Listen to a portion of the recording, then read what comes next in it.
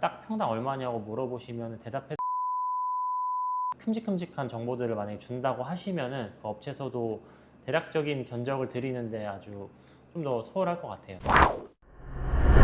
실내 건축 면허를 보유한 곳에서 진행하라는 얘기가 많던데 그만큼 네. 중요한 건가요? 요즘에는 거의 대부분 실내 건축 면허를 보유한 업체랑 안 한 업체를 필터를 해서 문의를 주시는 곳이 많은데, 제가 생각하기에 첫 번째로는 일단 검증된 업체를 확인하기 위해서는 좀 표면적으로 제일 좋다.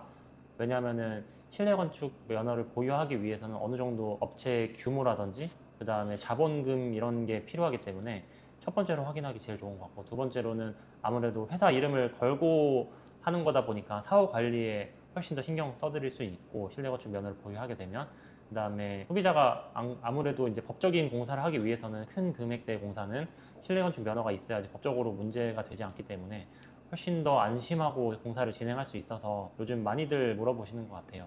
근데 그렇다고 해서 제가 생각하기에는 실내 건축 면허가 꼭 있다고 해서 그 업체가 꼭 잘한다, 못한다 이런 거는 단정 지을 순 없지만, 아무래도 제일 좋은 거는 실내 건축 면허도 있으면서 인테리어를 잘하는 업체가 제일 좋은 업체이지 않을까 생각합니다. 상담받기 전에 레퍼런스 자료들을 어디서 찾아보면 좋나요?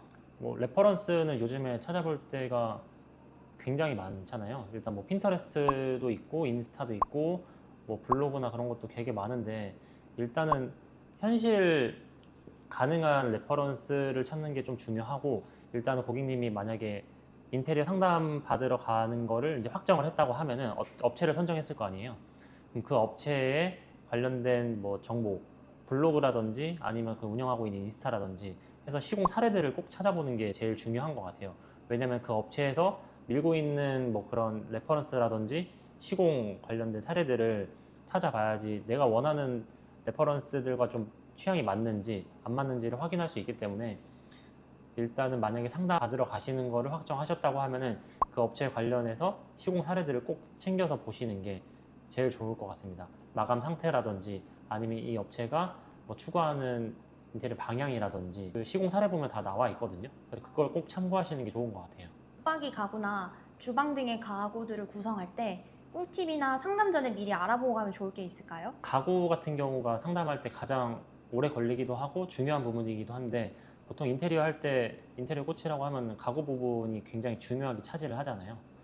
그래서 초도 상담이랑 또 이제 디자인 상담이랑 또 다르게 접근을 하면 좋은데, 처음에 견적 받으러 갈 때는 고객님이 먼저 준비하시면 좋을 거는 주방 같은 때에 가전을 어떤 거 이제 사용하실지, 뭐 가지고 가는 가전이 있다고 하면은 그게 어떤 거고, 새로 구매할 가전이 있다고 하면 어떤 거고, 뭐 빌트인 가전이라든지 빌트인 아닌 가전, 모든 가전들을 미리 리스트업 해놓는 게 좀 시간을 단축하고 이제 상담해주는 저희 입장에서도 이제 견적 내기도 굉장히 편리하고요. 아니면 고객님 라이프 스타일 같은 걸 고려해가지고 이제 동선이나 이제 배치들을 고려해서 설계를 해드릴 수 있거든요.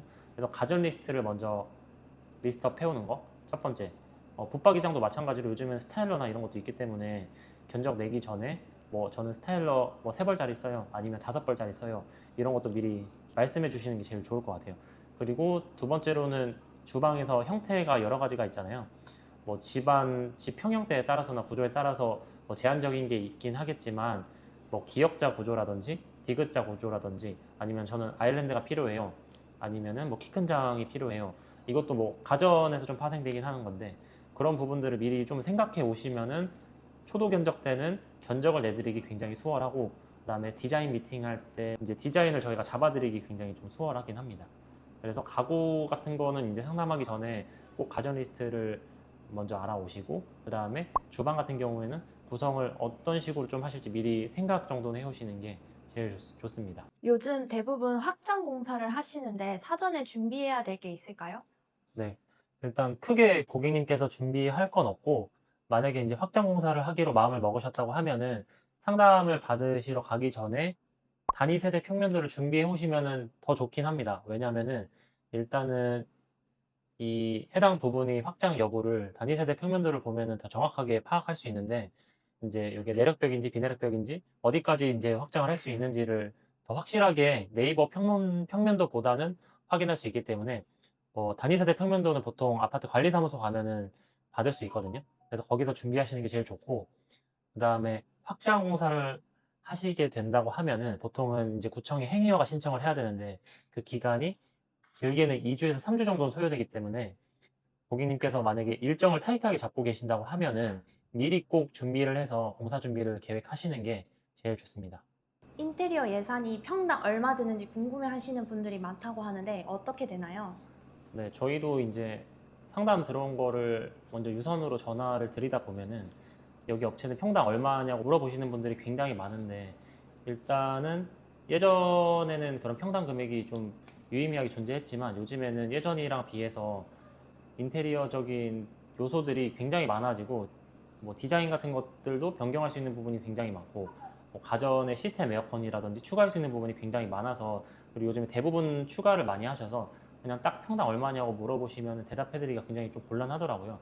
그래서 저희는 이제 유선 상담할 때 고객님이 뭐 시스템 에어컨을 하시는지 아니면 뭐 확장을 하시는지 뭐 큰 공사가 들어가는 범위를 먼저 여쭤본 다음에 대략적인 금액을 안내해 드리고 있어요.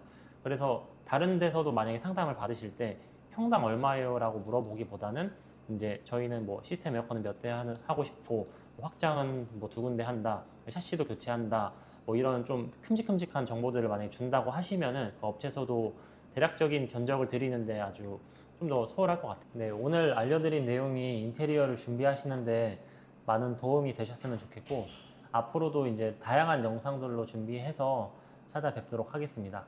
지금까지 드로잉 머신이었습니다. 감사합니다.